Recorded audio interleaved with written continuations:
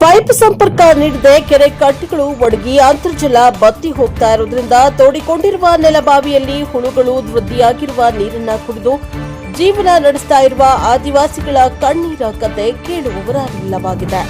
ತಾಲೂಕಿನ ಗಡಿ ಭಾಗದಲ್ಲಿರುವ ಮುತ್ತೂರು ಗ್ರಾಮ ಪಂಚಾಯಿತಿ ವ್ಯಾಪ್ತಿಗೆ ಸೇರಿದ ಮರಳುಕಟ್ಟೆ ಹಾಡಿ ಬಿ ಕಾಲೋನಿಯಲ್ಲಿರುವ ಆದಿವಾಸಿಗಳು ಮರದ ಎಲೆಗಳಿಂದ ಉದುರಿ ಕೊಳಿತ ನೀರಿನಿಂದಲೇ ತಮ್ಮ ಬವಣೆ ತೀರಿಸಿಕೊಳ್ತಾ ಇರುವ ಪರಿಸ್ಥಿತಿ ಎದುರಾಗಿರುವುದನ್ನು ಕಾಣಬಹುದಾಗಿದೆ. ಮರಳುಕಟ್ಟಿ ಬಿ ಕಾಲೋನಿಯಲ್ಲಿ ಜೇನು ಕುರುಬ ಜನಾಂಗಕ್ಕೆ ಸೇರಿದ 110 ಕುಟುಂಬ ಹಾಗೂ ಹೆಚ್ಚು ಜನಸಂಖ್ಯೆಯನ್ನ ಹೊಂದಿದ್ದು ಮರಳುಕಟ್ಟಿ ಹಾಡಿಗೆ ಕಿರು ನೀರಾವರಿ ಯೋಜನೆ ಅಡಿಯಲ್ಲಿ ನಲ್ಲಿಗಳಲ್ಲಿ ಒದಗಿಸಿದ್ದು ಪಕ್ಕದಲ್ಲಿರುವ ಬಿ ಕಾಲೋನಿಗೆ ಯಾವುದೇ ರೀತಿಯಲ್ಲಿ ಕುಡಿಯುವ ನೀರಿನ ಸಂಪರ್ಕ ನೀಡದೇ ಇರುವುದರಿಂದ ತೋಡಿಕೊಂಡು ತೆರೆದ ಬಾವಿಯಾದ ಕಾರಣ ಅರಣ್ಯದಿಂದ ಬಂದ ಮರದ ಎಲೆ ಮತ್ತು ಇನ್ನಿತರ ತ್ಯಾಜ್ಯ ವಸ್ತುಗಳ ಗಾಳಿಯಲ್ಲಿ ಹಾರಿ ಬಂದು ಸೇರ್ತಾ ಇರುವುದರಿಂದ ಒಳಗೆ ನೀರಿನಲ್ಲಿ ಕೊಳೆತು ನೀರಿನ ಬಣ್ಣವನ್ನ ಬದಲಾಗಿ ಹುಳುಗಳು ವೃದ್ಧಿಯಾಗ್ತಾ ಇದೆ. ಇಲ್ಲಿನ ಜನರು ಈ ನೀರನ್ನು ಅವಲಂಬಿಸಿಕೊಂಡಿದ್ರೂ ಸಹ ಒಂದೆರಡು ದಿನಗಳಲ್ಲಿ ಅಕ್ಕಪಕ್ಕದ ಕೆರೆಕಟ್ಟೆಗಳು ಒಣಗಿ ಬತ್ತಿ ಹೋಗ್ತಾ ಇರುವುದರಿಂದ ಈ ತೋಡಿದ ತೆರೆದ ಬಾವಿಯಲ್ಲೂ ನೀರು ಇಂಗಿ ಹೋಗ್ತಾ ಇರುವುದು ಹೆಚ್ಚಾಗಿದೆ. ಇದರಿಂದ ಹಲವಾರು ರೀತಿಯ ಸಾಂಕ್ರಾಮಿಕ ರೋಗಗಳಿಗೆ ತುತ್ತಾಗ್ತಾ ಇದ್ದು ಗುಂಡಿಯಿಂದ ಬೆಂದಿಗೆಯನ್ನ ಮೇಲೆತ್ತಿ ನೀರು ತುಂಬಿ ಸರುವ ಸಮಯದಲ್ಲಿ ಒಳಗೆ ಜಾರಿ ಬಿದ್ದು ಅನೇಕ ಮಹಿಳೆಯರು ಮತ್ತು ಮಕ್ಕಳು ಒಂದಲ್ಲ ಒಂದು ರೀತಿ ಹಾನಿಗೊಳಗಾಗಿ ತೊಂದರೆ ಅನುಭವಿಸ್ತಾ ಇದ್ದೇವೆ ಎಂದು ಇಲ್ಲಿನ ಮಹಿಳೆಯರಾದ ಶ್ರುತಿ ಮತ್ತು ಜಯಮ್ಮ ಜಾನಕಿ ತಮ್ಮ ಅಸಹಾಯಕತೆಯನ್ನ ವ್ಯಕ್ತಪಡಿಸಿದರು. ಕಳೆದ 2024ನೇ ಸಾಲಿನಲ್ಲಿ ಸುಮಾರು 60 ಲಕ್ಷ ರೂಪಾಯಿ ವೆಚ್ಚದಲ್ಲಿ ಗ್ರಾಮೀಣ ಕುಡಿಯುವ ನೀರು ನೈರ್ಮಲ್ಯ ಇಲಾಖೆ ವತಿಯಿಂದ ಸುಮಾರು 25,000 ಲೀಟರ್ ಸಾಮರ್ಥ್ಯದ ನೀರು ಸರಬರಾಜು ಟ್ಯಾಂಕ್ ಅನ್ನು ನಿರ್ಮಾಣ ಮಾಡಲಾಗಿದೆ ಎಂದು ಇಲ್ಲಿನ ಆದಿವಾಸಿಗಳ ಮುಖಂಡ ಅನಿಲ್ ಕುಮಾರ್ ತಿಳಿಸಿದ್ದಾರೆ. ಆದರೆ ಟ್ಯಾಂಕ್ ಪಕ್ಕದಲ್ಲಿ ಕೊಳವೆ ಬಾವಿಯನ್ನ ತೋಡಲಾಗಿದ್ದು ಹಾಡಿಯ ಅಂತ್ಯ ಭಾಗದಲ್ಲಿರುವ ಅಣ್ಣಯ್ಯ ಎಂಬುವರ ಮನೆಯವರೆಗೆ ಪೈಪ್ಲೈನ್ ಅನ್ನ ಪಿಎಂ ಜನಮನ್ ಯೋಜನೆ ಅಡಿಯಲ್ಲಿ ಕಾಮಗಾರಿ ಮುಕ್ತಾಯಗೊಂಡಿದೆ.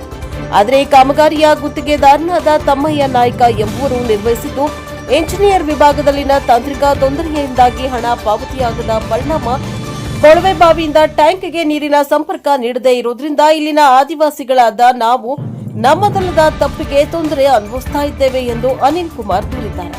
ಈ ಬಗ್ಗೆ ಸಂಬಂಧಪಟ್ಟ ಹಿರಿಯ ಅಧಿಕಾರಿಗಳ ಗಮನಕ್ಕೆ ಅನೇಕ ಬಾರಿ ತರಲಾಗಿದ್ದರೂ ಸಹ ಇಲ್ಲ ಸಲ್ಲದ ಕಾರಣಗಳನ್ನ ಹೇಳುತ್ತಾ ಯಾವುದೇ ಕ್ರಮ ಕೈಗೊಳ್ಳದೇ ಇರುವುದರಿಂದ ನಾವು ನೀರಿಲ್ಲದೆ ನರಕ ಯಾತ್ರೆಯನ್ನ ಅನುಭವಿಸ್ತಾ ಇದ್ದೇವೆ. ಕೂಡಲೇ ಸಚಿವರಾದ ಕೆ ವೆಂಕಟೇಶ್ ಅವರು ಮಧ್ಯ ಪ್ರವೇಶಿಸಿ ಕುಡಿಯುವ ನೀರಿನ ಸೌಲಭ್ಯ ದೊರಕಿಸಿ ನಮಗಾಗ್ತಾ ಇರುವ ತೊಂದರೆಯನ್ನ ತಪ್ಪಿಸಬೇಕು ಎಂದು ಅನಿಲ್ ಕುಮಾರ್ ಮತ್ತು ಶ್ರುತಿ ಮನವಿ ಮಾಡಿಕೊಂಡರು. Bureau report HD Ramesh, Praja Power TV, Piriyapatna.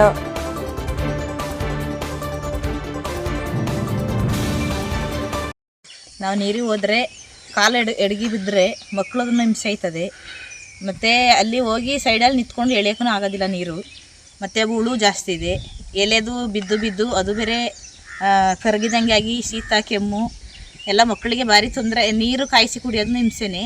ನೀರು ಕಾಯಿಸಿದ್ರೇ ಒಂಥರ ಇದು ನೂರ ಬರ್ತದೆ. ಮತ್ತು ಇದು ಬಾವಿ ಕೆಳಗಡೆ ಸೈಡಲ್ಲೆಲ್ಲ ಹೋದರೆ ಎಲ್ಲ ಹಿಡಿದು ಬೀಳ್ತಾ ಇರ್ತದೆ ಮಣ್ಣು. ಮತ್ತು ನಾವು ಈ ಟೈಮಲ್ಲಿ ಅಂತೂ ನಮಗೆ ಭಾರಿ ಹಿಂಸೆ ನೀರ್ದು. ಇದು ಎಲೆದು ಕರಗಿ ಒಂಥರ ಕಲರ್ ಬರ್ತದೆ. ಹಂಗಾಗಿ ಶೀತ, ಮಕ್ಕಳಿಗೆ ಕೆಮ್ಮು ಎಲ್ಲ ಹಿಡಿದು ಈ ಟೈಮಲ್ಲಂತೂ ಸಖತ್ ಹಿಂಸೆ ನಮಗೆ ಅಂತ. ಬರೀ ಆರ್ಕೆ ಉತ್ತರ ಕೊಡ್ತಾ ಇದ್ದಾರೆ. ನಾಳೆ ಮಾಡ್ತೀವಿ, ನಾಡಿದ್ದು ಮಾಡ್ತೀವಿ. ಈಗ ಕಾಲ ತಳ್ತಾ ಹೋಗ್ತಾ ಇದ್ದಾರೆ. ಇಲ್ಲಿ ಇನ್ನೂ ಇತ್ತೀಚೆಗೆ ಮಳೆ ಬರೋಕ್ಕೆ ಶುರು ಆಗಿದೆ. ನಾವು ಮಳೆ ನೀರನ್ನ ಕೂಡ ಕುಡಿಯೋಕೆ ಥರ ಪರಿಸ್ಥಿತಿ ಆಗಿದೆ. ಎಲ್ಲ ಅಂತರ್ಜಲನೇ ಬತ್ತೋಗಿರೋದ್ರಿಂದ ನಾವು ಏನು ಮಾಡಬೇಕು ನಮ್ಗೆ ಗೊತ್ತಾಗ್ತಾ ಇಲ್ಲ. ದಯಮಾಡಿ ನಮಗೆ ಇದಕ್ಕೆ ಸೂಕ್ತ ರೀತಿಯಲ್ಲಿ ಕ್ರಮ ಕೈಗೊಂಡು ನಮಗೆ ಆದಷ್ಟು ಬೇಗ ಕುಡಿಯೋ ನೀರಿನ ವ್ಯವಸ್ಥೆ ಮಾಡಿಕೊಡ್ಬೇಕಂತ ತಮ್ಮಲ್ಲಿ ಕೇಳ್ಕೊತಾ ಇದ್ದೀನಿ.